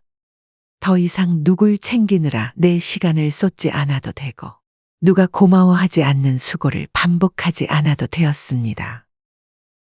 그날 저녁, 정 씨는 자신을 위해 딱 먹을 만큼만 밥을 지었습니다. 작은 그릇에 반찬을 조금 담고 상을 차렸죠. 누구 눈치도 보지 않고 누구를 위해 준비하지도 않는 저녁이었습니다. 자식한테 종살이하며 욕먹고 살 바엔 자식 하나 없다 치고 마음 편히 사는 게 낫지. 손주도 결국 내 자식도 아니고 미련 가질 필요 하나 없어. 그냥 나만 잘 챙기고 살면 돼. 정 씨는 그렇게 말하며 호쾌하게 웃었습니다.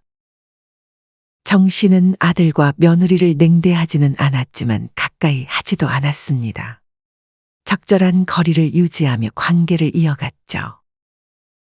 정 씨는 이제 아들과 며느리에게 무조건적인 헌신을 하지 않습니다. 정 씨는 잠시 창밖을 바라봤습니다. 창문 너머로 부는 바람이 유난히 상쾌했습니다. 그저 평범한 봄날 오후였지만 지금의 자신에겐 참 귀한 평온이었죠. 그녀는 더 이상 누구의 엄마, 누구의 할머니가 아니었습니다. 이제는 오롯이 정경자, 자신의 삶을 제 뜻대로 살아가는 사람이 되었습니다. 사연은 여기까지였습니다. 구독, 좋아요, 댓글은 영상 제작에 큰 힘이 됩니다. 시청해 주셔서 감사합니다. 일어나 봐. 뭐야, 당신 이 밤에 왜 그래? 지금 몇 시인데? 짐 챙겨. 당장 우리 집에서 나가. 무슨 말이야, 갑자기? 당신 우리 엄마한테 무슨 짓을 했는지 똑똑히 다 들었어. 심지어 나 몰래 어머니를 요양병원에 보내려고 해? 그거 어머님이 착각하신 거야. 어머니 치매시잖아. 기억이 잘 안 나서 헛소리 하시는 거라고. 아니야, 준영아. 며느리가 먹지도 않은 밥 먹었다고 안 주고 쫄쫄 굶기고 약도 안 주고 분리하면 치매라고 날 몰아세웠어? 나 너무 억울하다. 착각? 당신이 떠드는 걸 나도 똑똑히 들었어. 왜 나도 치매라고 하게? 여보, 우선 좀 진정해. 당신 지금 이러면 우리 애는 어떡해? 시끄러워. 내가 뭘 믿고 당신이랑 함께 살아. 우리 엄마가 뭘 그렇게 잘못했는데? 가뜩이나 몸도 아프셔서 힘드신데 안 했던 것까지 했다고 덮어 씌우는 게 말이 돼? 억울한데 아무 말도 못하고 참고 계셨을 거 생각하니 치가 떨려. 여보, 다시 한번 생각해줘. 나 나갈 데도 없어. 내가 지금 경찰 부를까? 아니면 그냥 네 발로 걸어 나갈래? 안녕하세요. 이 사연의 주인공은 73세 이영희 씨입니다. 이 씨는 서울 근교, 조용한 지방 소도시의 다세대 주택 2층에 혼자 산 지도 벌써 2년째였습니다. 남편이 세상을 떠난 그의 겨울, 집안은 쓸쓸하고 적막했지만 이 씨는 누구에게도 힘들다는 말을 꺼내본 적이 없었습니다. 남편과 함께한 50년 가까운 세월은 파란만장했지만 돌아보면 늘 든든한 편이 되어준 사람이었습니다. 지금은 없지만 남편이 물려준 소소한 연금으로 생활하는 것도 남편이 준비해둔 마지막 선물 같았습니다. 아들과 며느리는 예전만큼 연락을 자주 하진 않았지만 가끔 안부 전화를 해왔습니다. 손주가 태어난 뒤론 사진도 보내주고 영상통화도 걸어왔죠. 특히 아들 준영은 언제나 다정한 말투였습니다. 바쁜 직장 생활 중에도 가끔 어머니 생각이 난다며 전화를 걸어오는 아들이 고마웠습니다. 어머니, 서울 올라오실래요? 오셔서 손주도 보면 좋잖아요. 그때마다 이 씨는 손사래를 쳤습니다. 아니, 너희 젊은 부부가 사는데 늙은이가 끼어들면 어떡해? 난 여기서 혼자 있는 게 편해. 가끔 외로울 때도 있지만 그래도 이 나이가 되면 혼자 있는 시간이 자연스러운 거라고 생각했습니다. 집안에선 TV가 말벗이고 동네 작은 슈퍼를 다녀오는 게 하루 중 가장 큰 외출이었죠. 하지만 이 씨는 요즘 따라 뭔가 이상한 것을 느꼈습니다. 물건을 어디에 뒀는지 자꾸 잊어버렸고 며칠 전에는 시장에서 생선을 샀다는 걸 기억 못해 똑같은 걸 또 사오기도 했습니다.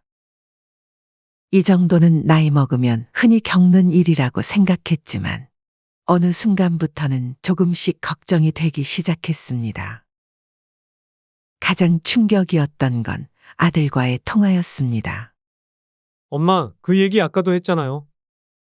응? 내가 아까 했었나? 그런 일을 몇 번을 반복하다 보니 스스로도 불안해졌습니다. 왜 자꾸 잊어버리는 거지? 설마 치매는 아닐 거야. 혼자서 끙끙 앓을 수 없었던 이 씨는 동네 보건소에 가보기로 했습니다. 기초 검사와 간단한 기억력 테스트를 받은 뒤 상담실에서 들은 말은 낯설고 무거웠습니다. 어르신, 약간의 기억력 저하가 보이네요. 혹시 모르니 큰 병원에서 정밀 검사 한번 받아보시는 게 좋겠어요. 요즘 말로 하면 초기 치매 증상이 보인다고 할 수 있어요. 그 말을 듣는 순간 머릿속이 멍해졌습니다. 나한테 치매가? 이 씨는 머릿속이 하얗게 변하는 것을 느꼈습니다. 물론 누구에게나 올 수 있는 병이라지만 그 말을 듣는 순간 이 씨는 자신이 무너져 내리는 것 같았습니다.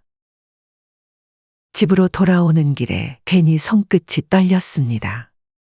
이제는 어떻게 해야 할지 막막했죠. 그날 저녁 이 씨는 조심스럽게 아들에게 전화를 걸었습니다. 아들에게 부담을 주고 싶지 않아 평소에는 이런 전화를 걸지 않았지만 이번만큼은 가족에게 의지하고 싶었습니다. 준영아, 엄마 말이야. 보건소에서 그러는데 치매 초기 같대. 잠시 침묵이 흐른 뒤 아들의 목소리가 들려왔습니다. 엄마, 너무 걱정하지 마세요. 초기면 충분히 치료만 잘하면 괜찮을 거예요. 엄마, 우리 집으로 올라오셔서 같이 지내요. 서울에 좋은 병원 많잖아요. 여기 와서 제대로 검사도 받고요. 엄마 혼자 계시는 게 더 걱정이에요. 이 씨는 쉽게 대답을 못했습니다. 며느리가 어떻게 생각할지 걱정이 됐습니다. 늘 바쁘다는 며느리에게 자신이 짐이 될까봐 망설여졌습니다. 그래도 아들은 말했습니다. 아내도 엄마 걱정할 거예요. 병원도 저랑 같이 가요. 지훈이도 할머니 보면 엄청 좋아할 거예요. 엄마, 우리 집 오세요. 제발요. 사실 이 씨는 며느리와 사이가 나빴던 적은 없었습니다. 그래도 마음 한편에서는 며느리가 부담스러워할까 걱정이 됐습니다. 그날 밤 이 씨는 밤새 고민했습니다. 아들 집에 올라가는 게 좋을까? 괜히 패 끼치는 건 아닐까 몰라? 그리고 며칠 후 저녁 결정적인 일이 일어났습니다. 냄비에 된장찌개를 올려놓고 그 사이 설거지를 하던 중이었습니다. 그런데 그때 전화벨이 울리고 수화기를 받으러 급히 거실로 나오면서 통화에 정신이 팔려 10분쯤 지났을까. 문득 타는 냄새가 퍼졌습니다. 냄비는 바짝 눌어붙었고 거실은 자욱한 연기로 가득 찼습니다.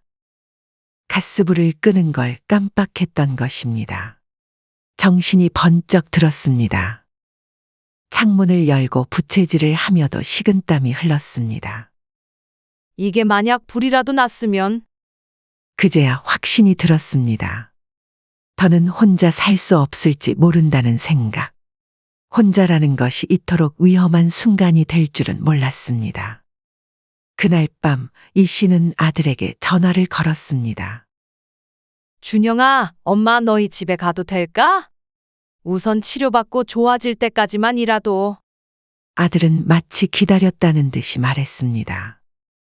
엄마, 너무 잘 생각했어요. 아내랑도 상해 다 끝났어요.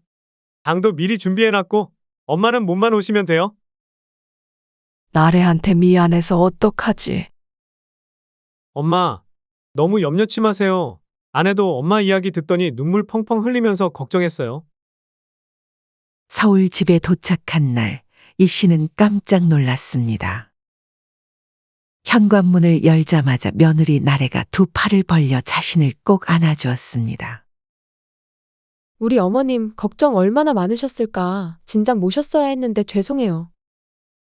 그 말과 함께 눈물까지 글썽이는 며느리를 보며 이 씨의 마음은 뭉클해졌습니다. 아들은 짐을 옮기며 말했습니다. 엄마, 방 따뜻하게 해뒀어요. 엄마 집이라 생각하고 편하게 지내세요. 그래, 나도 이제는 자식에게 기대야 할 때가 됐나 보다. 이 씨는 잠시 마음을 놓았습니다. 서울 생활도 걱정한 것에 비해 나쁘지 않았죠. 며느리도 생각보다 자상했고 아들은 여전히 다정했습니다. 무엇보다 손주 지훈이의 옹알거리는 소리는 늦은 나이에 다시 생기를 불어넣어 주는 듯했습니다. 이 씨는 아들과 며느리의 집에 같이 지내며 더욱 조심했습니다. 아무리 아들의 집이지만 며느리가 불편해할 것을 알기에 며느리의 심기를 거스르지 않으려 노력했습니다. 혹여라도 폐가 될까봐 집안일을 도맡아 하고 방에 조용히 머물며 말도 아꼈습니다. 밥도 며느리에게 피해 줄까봐 냉장고에서 꺼내어 혼자 차려 먹을 때도 종종 있었습니다. 처음엔 모든 게 괜찮았습니다. 서울 병원에서 검진도 다시 받아보고 큰 병은 아니고 아직 초기 단계라는 말을 들었습니다. 그 말을 들은 며느리는 어머니 다행이에요 하며 손을 꼭 잡아주었습니다. 하지만 그 평온은 오래가지 않았습니다. 처음 왔을 때 며느리는 손수 만든 밥을 차려줄 뿐만 아니라 간식이며 과일까지 챙겨줄 정도로 이 씨에게 지극정성이었습니다. 그러나 아들이 출근하고 둘이만 남는 시간이 점점 길어지자 아들이 집에 있을 때와 없을 때 며느리의 눈빛과 말투가 서서히 바뀌었습니다. 아들이 퇴근 후 집에 들어오면 며느리는 이 씨에게 다정하게 말했습니다. 어머니, 식사하시겠어요? 제가 어머니 좋아하는 북어국 해놨어요. 하지만 아들이 출근하고 집에 둘만 남으면 며느리는 차가운 목소리로 툭 내뱉었습니다. 어머니, 이제 밥은 슬슬 혼자 챙기셔야죠. 냉장고에 반찬 다 있어요. 이 씨는 그 말 자체는 서운하지 않았습니다. 손주도 어리고 며느리도 일이 있을 테니 당연히 그럴 수도 있다고 생각했습니다. 그래, 며느리도 바쁜데 밥 정도는 내가 차려 먹어야지. 며느리는 육아도 해야 하니까. 이 씨는 며느리에게 부담을 주고 싶지 않았기에 정해진 시간에 조용히 식사를 준비했습니다. 며느리가 자신 때문에 스트레스를 받는 모양이라고 생각하고 더 조심하려 했습니다. 하지만 어느 날 이상한 일이 벌어졌습니다. 그날은 이 씨가 유난히 배가 고팠습니다.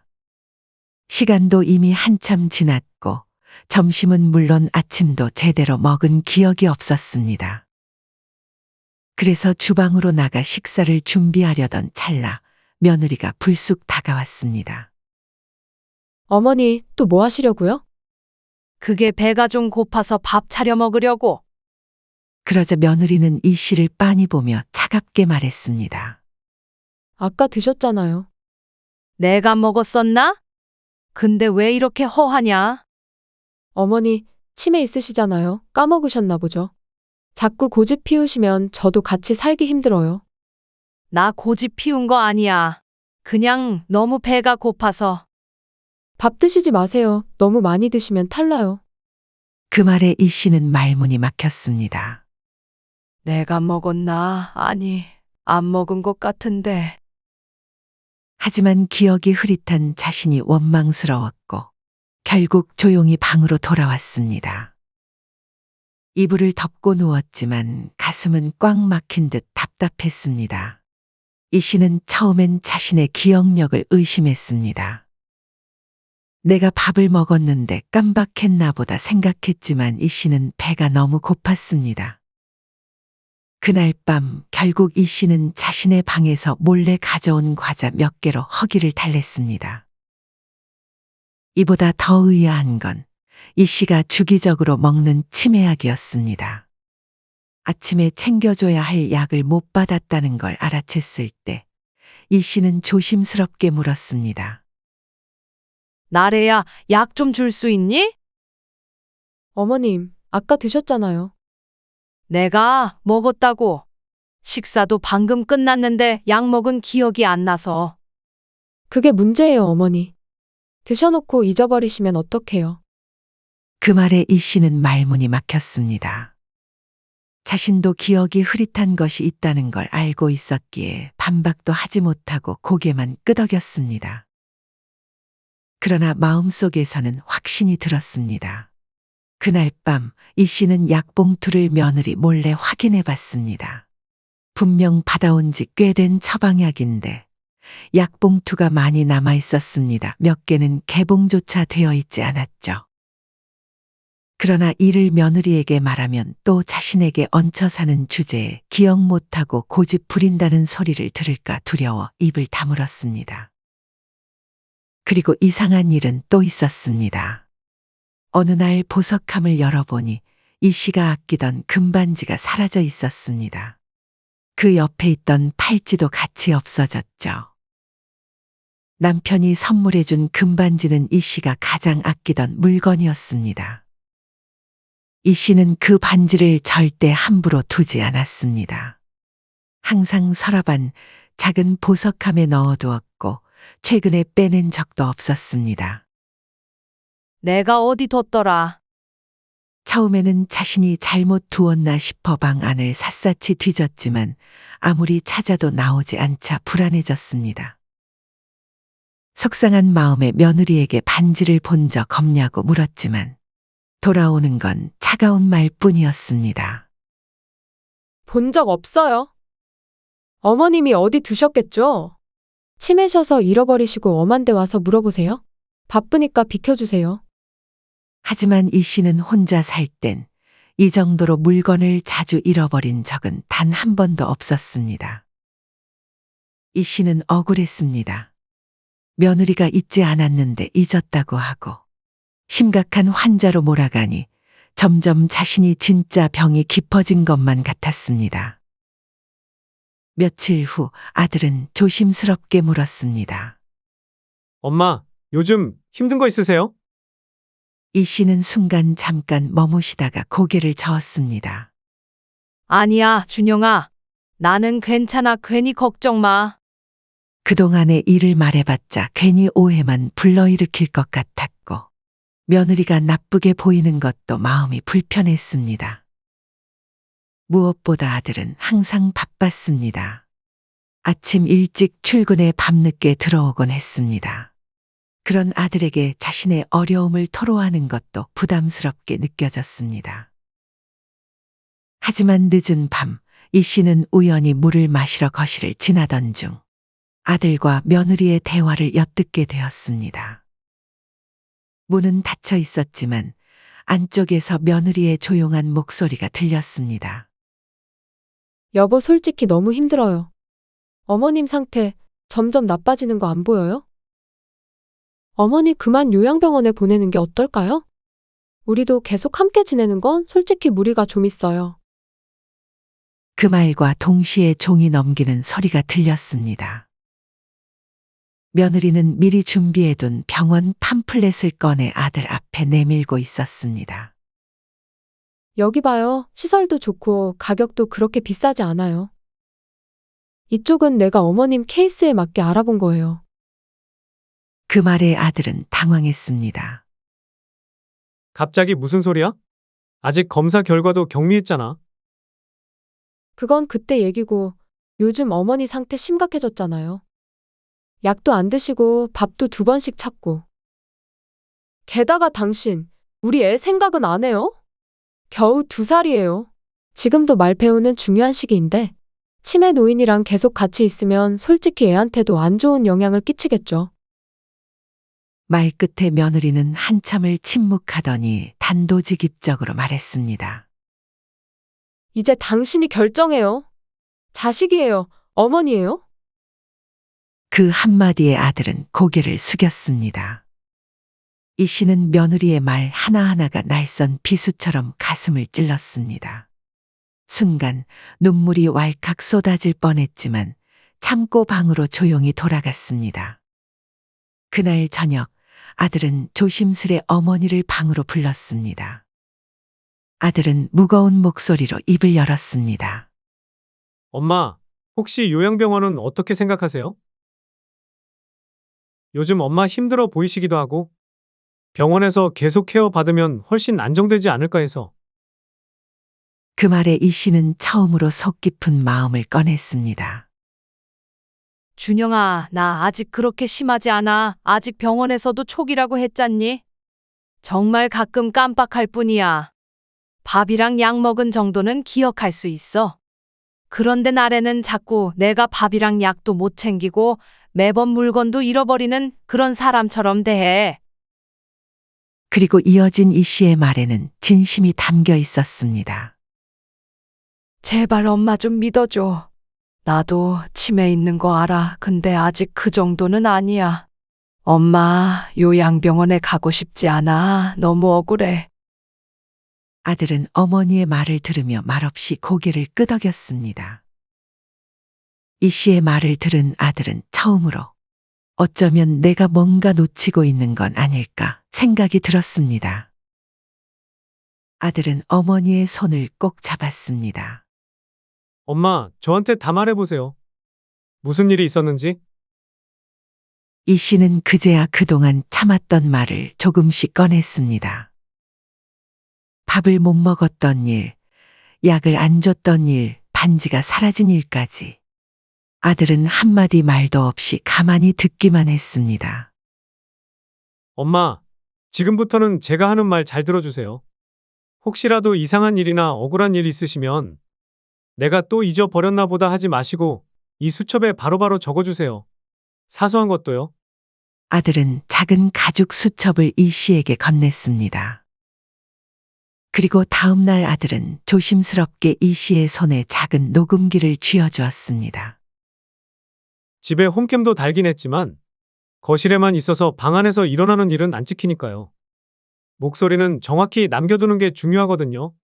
혹시라도 불편한 말이 오가면 그냥 켜기만 하세요. 엄마 억울하게 당하시는 일 절대 없게 할게요. 이 씨는 입술을 꼭 다무른 채 녹음기를 가만히 바라보다가 그리고 눈물이 조용히 한 방울 뚝 떨어졌습니다. 그날 이후로 겉보기엔 평범한 일상이 계속됐습니다. 아들은 최대한 일찍 퇴근하려고 애썼고 며느리는 아들이 있을 때만큼은 늘 상냥한 목소리로 이 씨를 부르며 간식도 챙겨주고 옷도 갈아입혀 주었습니다. 하지만 아들이 출근하고 문이 닫히면 그 순간부터 분위기는 완전히 바뀌었습니다. 어머님, 바닥부터 침대 밑까지 구석구석 청소해 주세요. 집에서 놀기만 하시면 안 되잖아요? 며느리의 말투는 매일같이 날이 서 있었고 이 씨가 무언가를 물어보기라도 하면 눈을 치켜뜨며 신경질을 냈습니다. 치매 있으신 분이 뭘 그렇게 꼬치꼬치 물으세요? 어차피 다 잊어버리실 거면서? 하지만 이제는 달랐습니다. 이 씨는 몰래 아들이 준 녹음기를 꺼내 버튼을 눌렀습니다. 그래, 더는 당하고만 있진 않을 거야. 이 씨는 더 이상 움츠러들지 않았습니다. 그리고 방에서 수첩을 꺼내 며느리가 그날 이 씨에게 한 일들을 하나도 빠짐없이 적어 두었습니다. 시간과 날짜까지 꼼꼼하게 기록하고 차분하게 증거를 모으는 작업을 이어갔습니다. 다음 날 아침, 그날따라 며느리는 무언가 잘 안 풀리는지 아침부터 계속 신경질을 냈습니다. TV 소리를 크게 틀었다고 핀잔을 주고 손주가 이 씨 옆에만 가도 짜증을 냈습니다. 지훈아! 거기 가면 안 돼! 지지야! 그리고 결정적으로 그날 오후 이 씨는 낮잠을 자려고 눈을 붙이려던 차였습니다. 며느리가 이 씨가 자는 것을 확인한 뒤 휴대폰을 들고 방으로 들어가 통화를 시작했습니다. 문이 살짝 열린 며느리의 방 안에서 전화 통화 소리가 들려왔습니다. 아휴, 진짜 돌아버릴 것 같아. 치매의 노인 하나 돌보자고 내가 이 결혼을 했냐고. 이젠 시어머니 괴롭히면서 스트레스 푸는 것도 좀 지겹고 서류도 다 준비했으니까 안 되면 요양병원에 강제 입원 시켜버릴 거야. 이 씨는 녹음기를 작동시키며 문 옆에 가만히 서서 들었습니다. 며느리의 입에서 나온 강제 입원이라는 말에 가슴을 쿵 내려가는 듯했습니다. 처음부터 어머니 돌봐드리면 받기로 한 재산만 받고 요양병원 보낼 생각이었어. 잠시 침묵이 이어지더니 며느리의 웃음소리가 들렸습니다. 그리고 웃긴 건 뭔지 알아? 그냥 어머니는 내가 뭐라고 해도 어머님이 치매라서 기억 못 하시잖아요. 이 한마디면 끝이야. 끝. 남편도 날 의심도 안 해. 오히려 우리 어머니 잘 부탁한다고 하면서 용돈까지 줬다니까? 그 말을 들은 이 씨는 온몸이 굳어버렸습니다. 한 손은 가슴을 움켜쥐고 다른 손은 치마자락을 꽉 쥐며 이 씨는 말했습니다. 역시 다 일부러 그랬던 거였구나. 그리고 문득 아들의 말이 떠올랐습니다. 억울한 일 없게 해드릴게요. 이 씨는 손을 떨며 조용히 녹음기 버튼을 눌렀습니다. 입술이 달달 떨렸지만 눈은 더 이상 흔들리지 않았습니다. 그 순간 며느리가 갑자기 성큼성큼 방문으로 다가왔습니다. 이 씨는 급히 녹음기를 치마 주머니에 숨겼습니다. 며느리는 이 씨를 보고 소리쳤습니다. 어머니, 뭐 하세요, 여기서? 이 씨는 침착하게 대답했습니다. 아니, 자다가 깨서 화장실 가려고 지나가는 중이었어. 며느리는 의심스러운 눈초리로 이 씨를 쳐다보았습니다. 정말요? 혹시 무슨 말 들으셨어요? 아니, 아무것도. 무슨 말이라도 했니? 그리고 이 씨는 아무 말도 하지 않고 방으로 돌아왔습니다. 가슴은 쿵쾅거렸지만 마음은 오히려 들떴습니다. 이제 모든 증거를 모았으니까요. 저녁 무렵 아들이 퇴근했습니다. 현관문이 열리자 거짓말처럼 며느리는 환하게 웃으며 맞았습니다. 여보, 오늘 많이 피곤했지? 어머님은 내가 미역국도 끓여드렸어. 오늘은 상태 좀 괜찮으신 것 같아. 그 말에 이 씨는 어이가 없어 속으로 웃음이 났습니다. 아니, 내가 언제 미역국을 먹었단 말이냐. 이젠 아주 없는 소리도 지어내네. 아들은 이 씨를 힐끔 쳐다보았습니다. 밤이 되고 며느리가 잠이 들자 이 씨는 아들에게 조용히 눈짓을 했습니다. 이 씨의 방으로 들어가자 이 씨는 무표정하게 아들에게 녹음기를 건넸습니다. 이거 좀 들어봐라. 재생 버튼을 누르자 방금 전 며느리의 목소리가 생생하게 흘러나왔습니다. 아들은 아무 말도 하지 못한 채 한참을 듣고만 있었지만 이내 얼굴이 점점 굳어졌습니다. 녹음이 끝나자 아들은 조용히 자리에서 일어나 안방으로 향했습니다. 일어나 봐.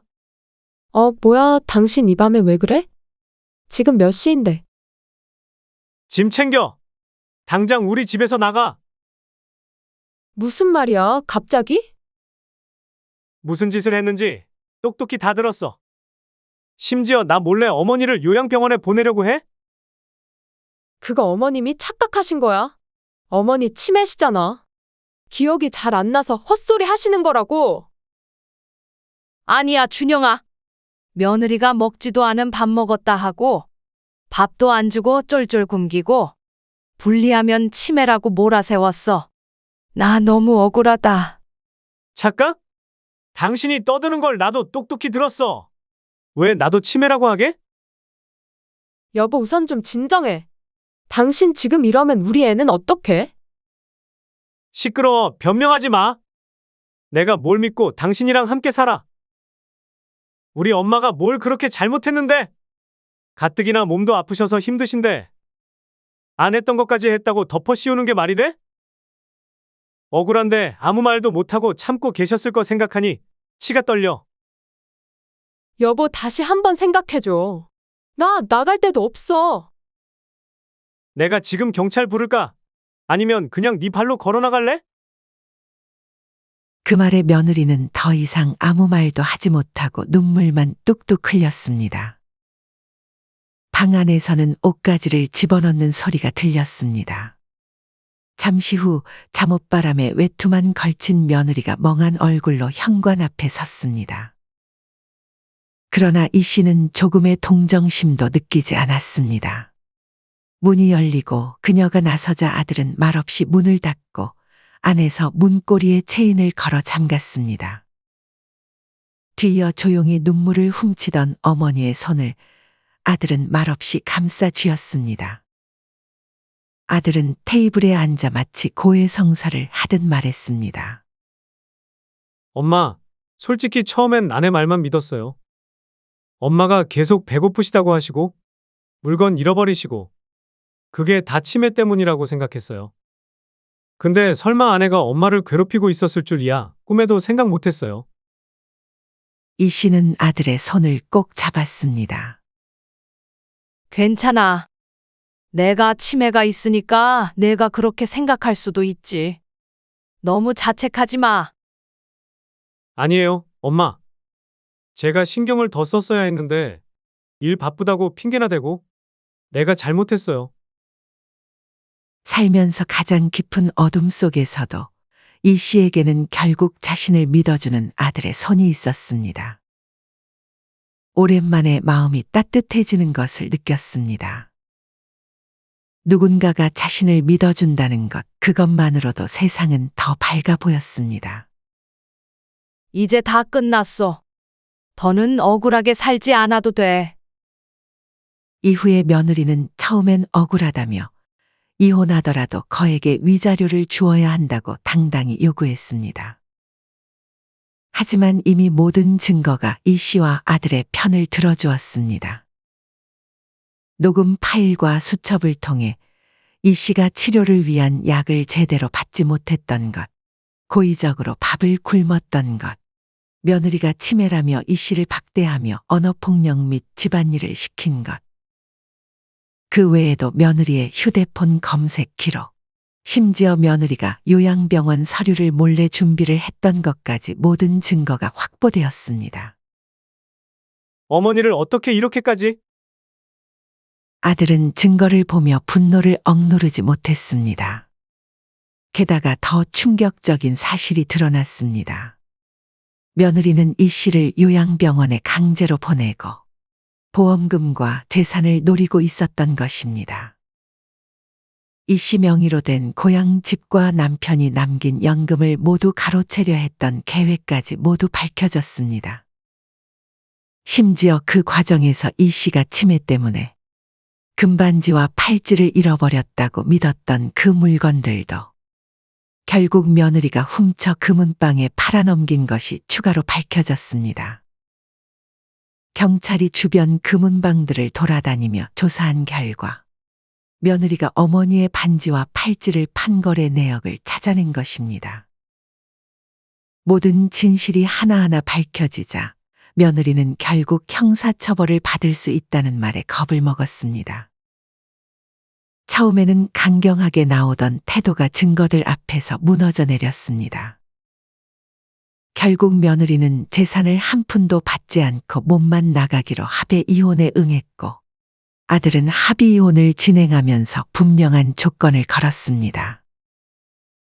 며느리가 금은방에 팔아 넘긴 이 씨의 금반지와 팔찌의 돈을 2배로 변상할 것.